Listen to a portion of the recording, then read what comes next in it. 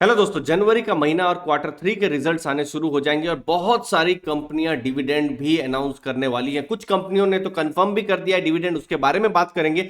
और कुछ कंपनियों से एक्सपेक्टेशन है कि वो डिविडेंड दे सकती है, उसके बारे में भी वीडियो में बात करेंगे। तो पहला नाम है HCL टेक, जिनका क्वार्टर थ्री मतलब जो अक्टूबर से दिसंबर ये जो 3 महीने हैं उनका रिजल्ट आने वाले हैं जनवरी 12 को। तो ये डेट आपको नोट करके रखनी है और साथ साथ डिविडेंड का भी अनाउंसमेंट होने वाला है। कंपनी ने ऑलरेडी एक्स डिविडेंड डेट का भी अनाउंसमेंट किया है जो कि 19 जनवरी है दोस्तों। अब HCL टेक की जब हम बात करें तो हर क्वार्टर मतलब हर 3 महीनों में वो डिविडेंड दे रही है और ये लगभग 20 साल से उनकी हिस्ट्री रही है। तो ऑलरेडी 2 क्वार्टर जा चुके हैं, Q1 और Q2, और दोनों ही क्वार्टर में 10 रुपए और 10 रुपए करके उन्होंने डिविडेंड डिक्लेयर किया है। एलिजिबल जो शेयर होल्डर्स है उनको मिल भी गया होगा। तो टोटल 20 रुपीज का डिविडेंड डिक्लेयर और पे भी हो गया है एलिजिबल शेयर होल्डर्स को 2 क्वार्टर में। तो तीसरे क्वार्टर में क्या रहेगा डिविडेंड, बहुत ही इंटरेस्टिंग रहने वाला है। दूसरा नाम है विप्रो, जिनका रिजल्ट्स क्वार्टर थ्री के जो है वो जनवरी 13 को आएंगे और साथ साथ डिविडेंड के लिए भी जो है विप्रो अनाउंसमेंट करने वाली है। लेकिन डिविडेंड के लिए विप्रो नहीं जानी जाती है, ये आप बिल्कुल ध्यान में रखिए। विप्रो जनरली हमने देखा है कि हिस्ट्री में कि वो बाईबैक या फिर बोनस है, वो सब कॉम्बिनेशन के साथ वो काम करती है।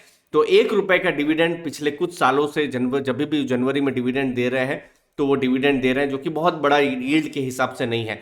और पिछले फाइनेंशियल ईयर में उन्होंने 1 रुपए का वही जनवरी में डिविडेंड दिया था और फिर बाद में 5 रुपए का, तो टोटल 6 रुपए का डिविडेंड उन्होंने अनाउंस किया था। तीसरा नाम है दोस्तों परसिस्टेंट, जिनके रिजल्ट जनवरी 18 को आने वाले हैं और साथ साथ डिविडेंड की भी घोषणा परसिस्टेंट करने वाली है। 31 रुपीज का पूरे फाइनेंशियल ईयर में पिछले साल उन्होंने डिविडेंड डिक्लेयर किया था। जैसे 11 रुपए का डिविडेंड उन्होंने जुलाई में जो फाइनल डिविडेंड था वो डिक्लेयर किया था, और पिछले साल अगर जनवरी के साथ अगर आप कंपेयर करें तो उन्होंने 20 रुपीज का पिछले जो साल है मतलब पिछला फाइनेंशियल ईयर मतलब यही जो जनवरी 2022 है उस समय में उन्होंने डिक्लेयर किया था, ये 20 रुपए का डिविडेंड था। अगला नाम एक और आईटी सेक्टर से नाम है, वो है जो कोफोर्ज का। जनवरी 20 को इनका रिजल्ट्स आने वाले हैं और क्वार्टर थ्री के रिजल्ट्स और डिविडेंड दोनों ही यहां पर आएंगे। और 52 रुपीज का डिविडेंड उन्होंने पिछले फाइनेंशियल ईयर में दे रही है। और इनफैक्ट मैं देख रहा हूं कुछ 13 नंबर के साथ उनको कुछ बहुत ज्यादा लगाव है, क्योंकि 13 रुपए का डिविडेंड मैं पिछले कुछ क्वार्टर्स में देख रहा हूं कि उनके द्वारा डिविडेंड पे हो रहा है। तो 13 करके उन्होंने पिछले फाइनेंशियल ईयर में 4 बार डिविडेंड दिया था, तो 52 रुपीज डिविडेंड हुआ था। इस बार भी क्वार्टर वन क्वार्टर टू में भी उन्होंने 13 करके 26 रुपीज पे किए हैं। तो क्वार्टर थ्री में भी क्या ये 13 ही रहने वाला है या आगे बढ़ेगा या नीचे बढ़ेगा, तो वो देखने का रहेगा। तो मुझे उम्मीद आपको वैल्यू मिल रही है। चैनल को दोस्तों जरूर सब्सक्राइब कर सकते हैं, क्योंकि जनवरी महीना बहुत ही बिजी रहने वाला है, क्योंकि बहुत सारे रिजल्ट्स आने वाले हैं। और अब कुछ कंपनियां जिन्होंने डिविडेंड अभी तक तो डिक्लेयर नहीं किया, लेकिन हिस्टोरिकली डिविडेंड डिक्लेयर कर रहे हैं जनवरी के महीने में, तो इन कंपनियों से भी डिविडेंड का एक्सपेक्टेशन रह सकता है। तो पहला नाम है TCS दोस्तों। तो TCS अगेन हर क्वार्टर, जैसे HCL है, HCL की तरह हर क्वार्टर में डिविडेंड पिछले कुछ सालों से दे रही है।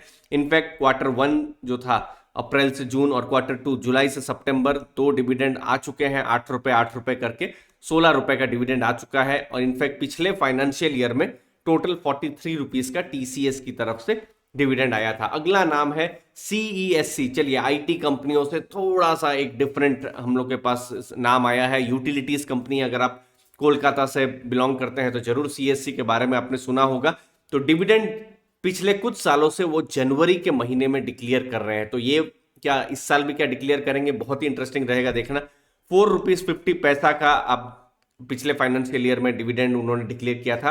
और FY21 मतलब 2021 के जनवरी में भी उन्होंने, अगर मैं स्प्लिट एडजस्टेड प्राइस करूं तो भी उन्होंने 4 रुपीज 50 का ही डिविडेंड डिक्लेयर किया था, क्योंकि तब 45 रुपीज उन्होंने दिया था, लेकिन तब स्टॉक जो था वो जो 1:10 के रेशियो में स्प्लिट नहीं हुआ था। तो इसीलिए वो मैं आपको बता दूं 4 रुपीज 50 के हिसाब से एडजस्टेड 2 साल से उनका डिविडेंड आ रहा है। अगला नाम है IEX। IEX एक ग्रोथ स्टॉक है, डिविडेंड के लिए नहीं जाना जाता है। यहाँ पर इनफैक्ट शेयर होल्डर्स का बहुत अच्छा एक्सपीरियंस अगर हम 2022 में कहें तो नहीं रहा है, क्योंकि यहाँ पर ग्रोथ को लेके, वॉल्यूम्स को लेकर चैलेंजेस है। खैर उस पर हम किसी दूसरे वीडियो में चर्चा कर देंगे। लेकिन पिछले अगर हम 2 साल की बात करें तो जनवरी में भी डिविडेंड IEX की तरफ से आ रहा है दोस्तों। अगले कुछ नाम, नोटेबल नाम जहां और डिविडेंड की एक्सपेक्टेशन हो सकती है, एक है केमिकल कंपनी एसआरएफ, फिर है एंजल वन जो कि ब्रोकरेज और जो डीमैट अकाउंट ओपन करना है ट्रेडिंग उसके लिए, लिस्टिंग पिछले 2 साल के अंदर ही हुई है उनकी, एंजल वन है। और फिर अगला नाम है सीमेंस, उनका भी